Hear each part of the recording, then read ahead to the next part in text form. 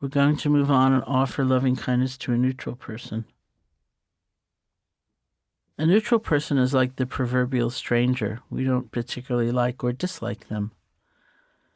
We might like them a little bit or feel a little reluctant to get any closer, but it's very mild. They're basically neutral for us. Very often it's suggested that we choose someone who plays a certain role or function in our lives, because we will tend to see this person at least now and then. Might be, for example, someone who works in a nearby shop, or someone who works in the dry cleaner that you go to. Sometimes people feel somewhat shocked. They find that they actually don't have very many neutral people in their lives, that as soon as they meet someone or they even hear they exist, they have a judgment about them. They like them or they don't like them. Other times it's kind of startling to realize we might have a whole lot of neutral people in our lives that, for all we recognize, that's a living, breathing human being who wants to be happy just as we do, who's vulnerable to change and loss just as we are. They might as well be a piece of furniture. We tend to objectify a tremendous number of beings just through the force of indifference, really not paying attention to them. So ultimately what we're doing in this part of the practice is paying attention to them.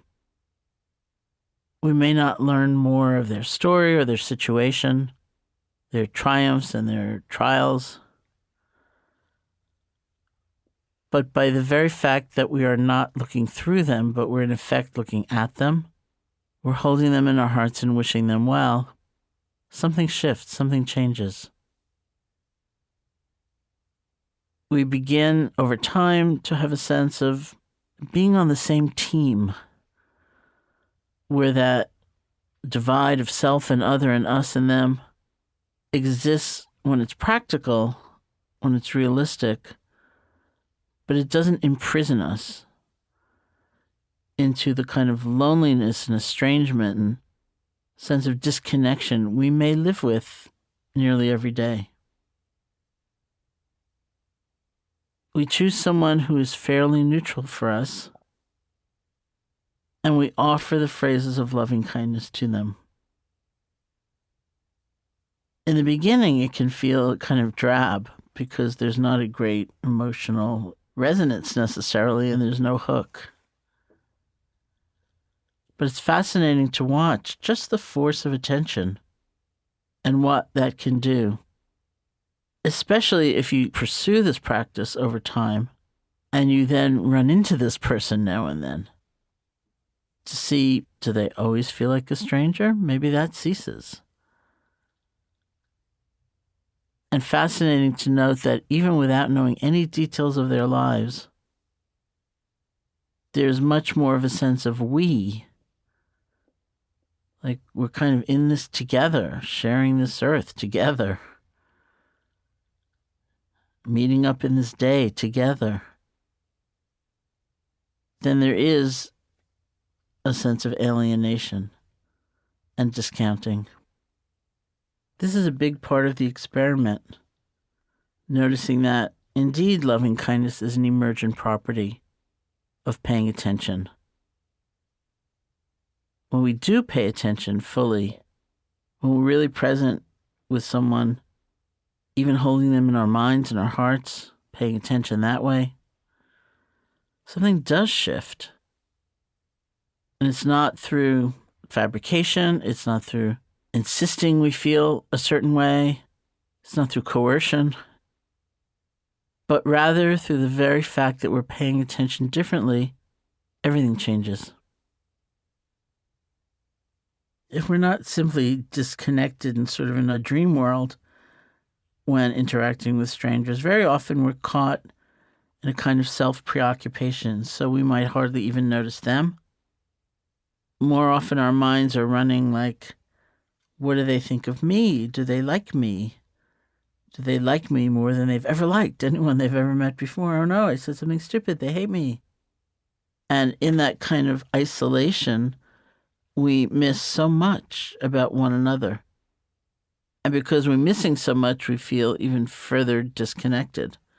So it's a kind of vicious cycle that we can break by changing the way we pay attention.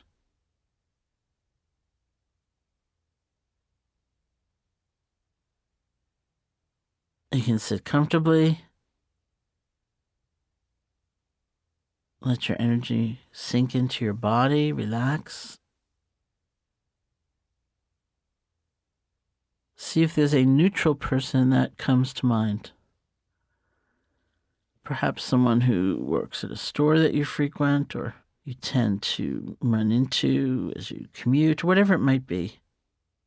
Usually somebody, casually you don't have a very strong feeling for or against. And you may not know this person's name,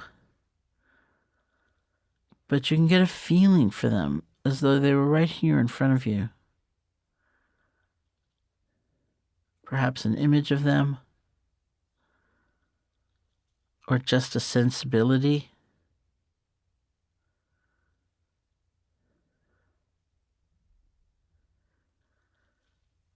No matter who they are, no matter their particular story, we can count on the fact that they want to be happy just as we do. And happy in a deeper sense of the word. We all want a sense of belonging somewhere in this mind, in this body, on this earth with one another.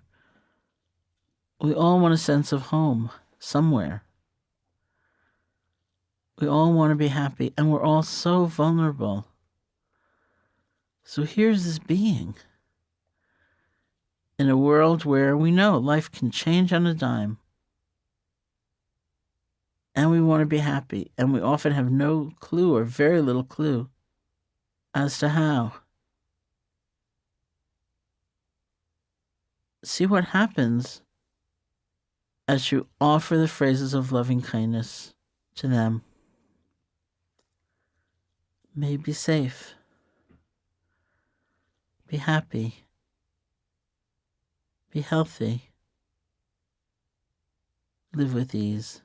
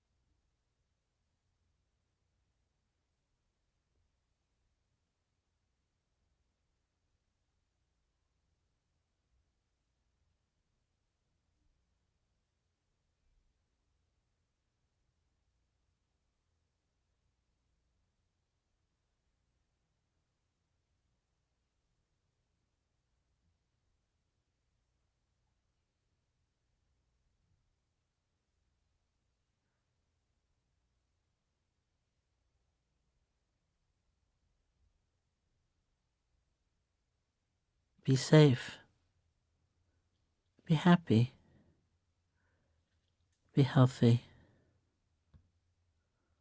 live with ease.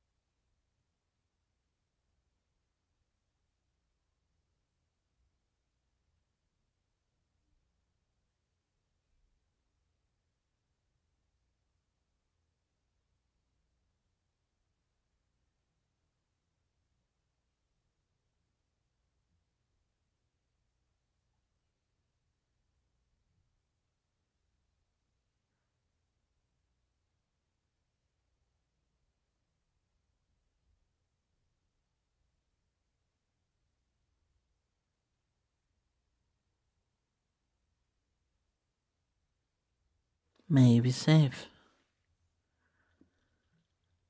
be happy,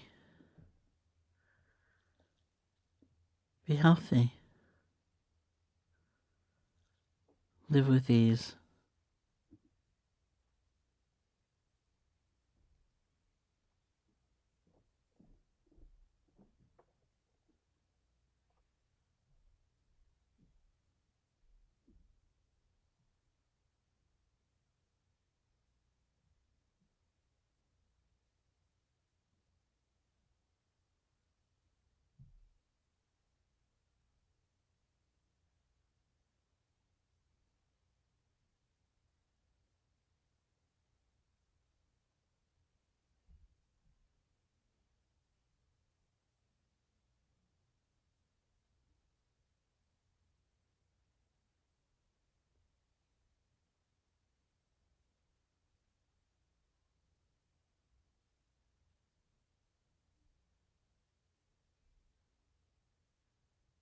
If this begins to feel too remote, too mechanical, see if you can get a sharper sense of the recipient, perhaps visual, or just a feeling like they're right here.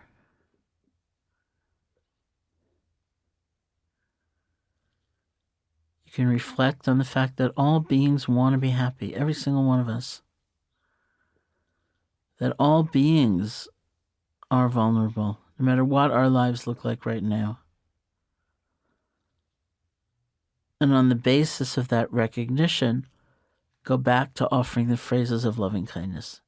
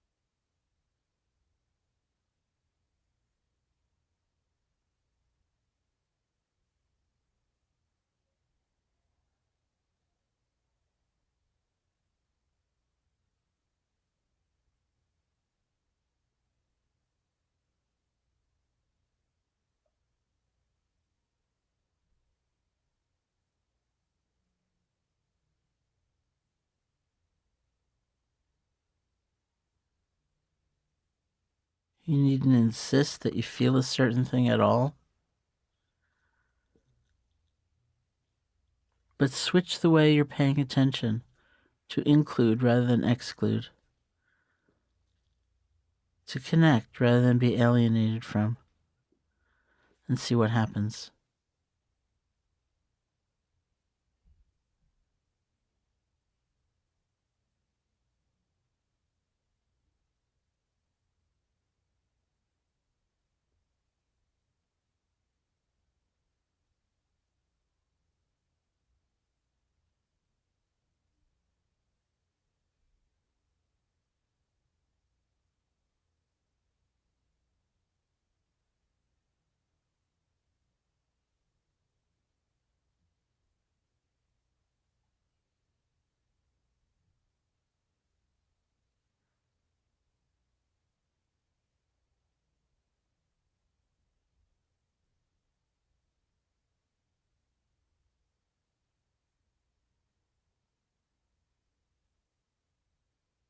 If a feeling like boredom or discontent arises, you can allow it to be there.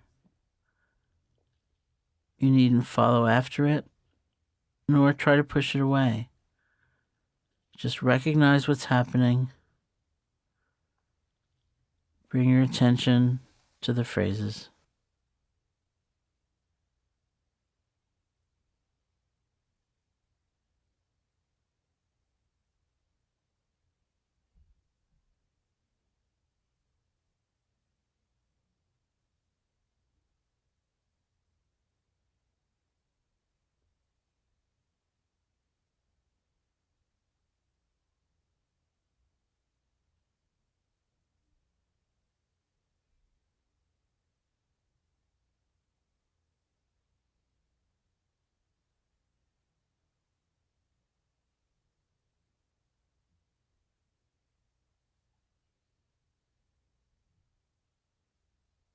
And when you feel ready, you can open your eyes or lift your gaze and end the session.